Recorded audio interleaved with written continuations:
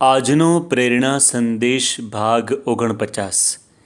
લોકમાં એવી કહેવત છે કે આ દુનિયામાં બે જ નિયમો છે। આ દુનિયામાં બે જ નિયમો છે, કાં આપીને જાઓ કાં મૂકીને જાઓ। સાથે લઈ જવાની કોઈ વ્યવસ્થા નથી, પરંતુ આપણું ધન આપણી સાથે આવે એવી એક વ્યવસ્થા શાસ્ત્રોએ બતાવેલી છે। તે એક પ્રસંગ દ્વારા સમજીએ। મહાભારતમાં એક સુંદર પ્રસંગ નોંધાયેલો છે। 5 પાંડવો જ્યારે વનમાં હતા ત્યારે એક દિવસ બધાને ખૂબ જ તરસ લાગેલી। નજીકમાં એક તળાવ હતું, પરંતુ તળાવનો માલિક એક યક્ષ હતો। તેણે શરત મૂકેલી કે એના 100 પ્રશ્નોના કોઈ યથાર્થ ઉત્તર આપે તો જ પાણી પીવા દે। અર્જુન, ભીમ, નકુલ અને સહદેવે તેની વાત ન માની અને પાણી પીધું, તેથી તેઓ મૂર્છિત થઈને પડી ગયા।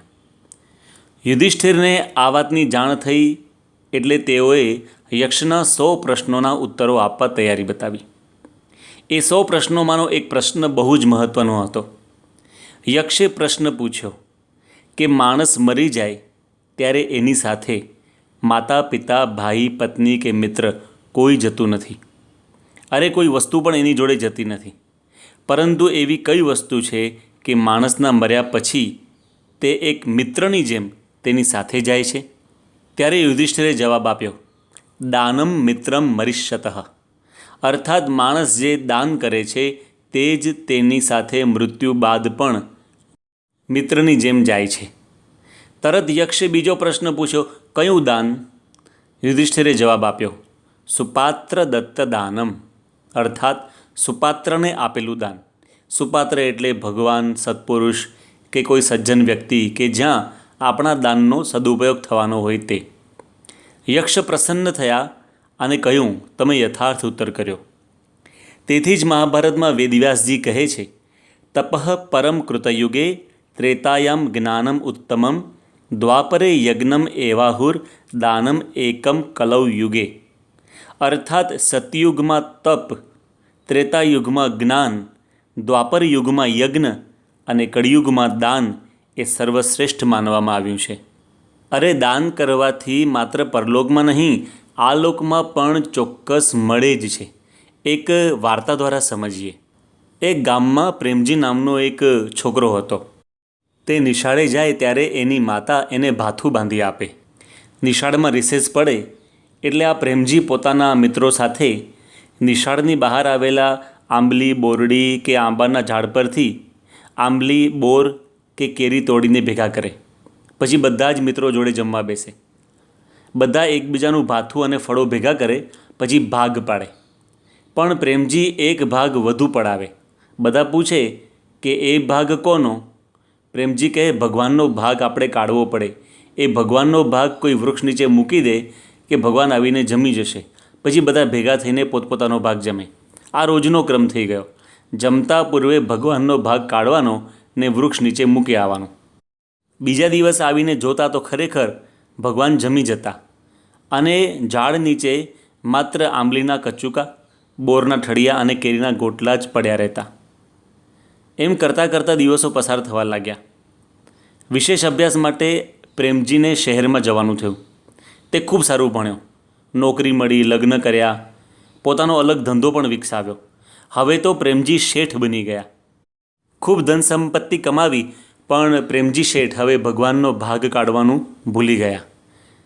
એમ કરતાં કરતાં છોકરાઓને ભણાવ્યા, મોટા કર્યા, લગ્ન કરાવીને સેટ કર્યા। ઉંમર થઈ એટલે પ્રેમજી શેઠે બાળકોને વ્યવહાર સોંપી દીધો। એમાં પણ જ્યારે તેમની પત્ની બીમારીને લીધે મૃત્યુ પામી પછી તો આ પ્રેમજી શેઠ મનથી ભાંગી પડ્યા। એણે સાવ નિવૃત્તિ લઈ લીધી। હવે તો મકાન મિલકતના ભાગ પડ્યા। કોઈ પણ છોકરાઓ બાપને રાખવા રાજી નહોતા। એટલે પ્રેમજી શેઠ પોતાના ગામમાં પાછા ફર્યા। ત્યાં પોતાનું જૂનું મકાન સાફસૂફ કરી રહેવા લાગ્યા। જાતે રસોઈ બનાવીને જમી લે। પણ થોડા દિવસે એમનું સ્વાસ્થ્ય બગડ્યું। હવે કોણ રાંધી ખવડાવે? પ્રેમજી શેઠની આંખમાં આંસુ આવી ગયા। એ વિચારીને કે જેના માટે આખી જિંદગી મહેનત કરી, ધન ભેગું કર્યું, એ બધાને એમની કોઈ પરવા નહોતી। પણ એ જ વખતે ગામના એક ગરીબ માણસ રઘાભાઈ પ્રેમજી શેઠના ઘરે જમવાનું ટિફિન લઈને આવ્યા અને પ્રેમથી જમાડ્યા। અને કહ્યું કે હવે તમે જીવો ત્યાં સુધી મારે તમારું ધ્યાન રાખવાનું છે, માટે 3 ટાઈમ હું તમને જમવાનું આપી જઈશ. તમે ના પાડતા નહીં, ના પાડશો તો મારા સમ છે. આ સાંભળીને પ્રેમજી શેઠની આંખમાં આંસુ આવી ગયા. તેઓએ પૂછ્યું, પણ રગાભાઈ, આ ઋણ હું કયા ભાવમાં ચૂકવીશ? ત્યારે રગાભાઈએ કહ્યું, તમે તો ઋણ પૂર્વેથી ચૂકવેલું જ છે, હવે તો ઋણ મારે ચૂકવવાનું છે. પ્રેમજી શેઠને આશ્ચર્ય થયું. પૂછ્યું, એ વળી કેવી રીતે? રગાભાઈએ કહ્યું, નાનપણમાં નિશાળે તમે જમતા પહેલાં ભગવાનનો ભાગ કાઢતા અને ઝાડ નીચે મૂકી આવતા, એ હું ખાઈ જતો હતો, કારણ કે તે વખતે હું બહુ ગરીબ હતો. પણ હવે ખેતીવાડીમાં થોડું સારું છે, એટલે મારે માથે તમારું જૂનું ઋણ છે તે ચૂકવવું પડશે ને. ત્યારે પ્રેમજી શેઠને હૃદયમાં વિચાર આવ્યો કે હું ભગવાનનો ભાગ કાઢતો તો ભગવાને હમણાં મને એ પાછું આપ્યું. જો આખી જિંદગી હું ભગવાનનો ભાગ કાઢતો હોત તો કેટલું સારું થાત. ખરેખર જે ભગવાનનો ભાગ કાઢે છે તેને આલોક અને પરલોકમાં અનંત ઘણું કરીને પાછું આપવું એ ભગવાનનું બિરુદ છે. તેથી જ રવિન્દ્રનાથ ટાગોરે લખ્યું છે, life is given to us, we earn it by giving it. આપણને આવી સરસ જિંદગી ભગવાને આપી છે, એક બહુ જ મોટી ભેટ છે. પણ આપણે ભગવાનને સમર્પણ કરીને આ જિંદગીના સાચા હકદાર બનીએ એ મહત્ત્વની વસ્તુ છે. માટે ભગવાન આલોક અને પરલોકમાં આપણી ચિંતા કરશે એ વિચાર રાખીને ભગવાનનો ભાગ કાઢતા રહીએ. એ જ સંદેશ સાથે આપના અને આપના પરિવારજનોના સ્વાસ્થ્ય સારા રહે એ જ પ્રાર્થના સહ જય સ્વામિનારાયણ.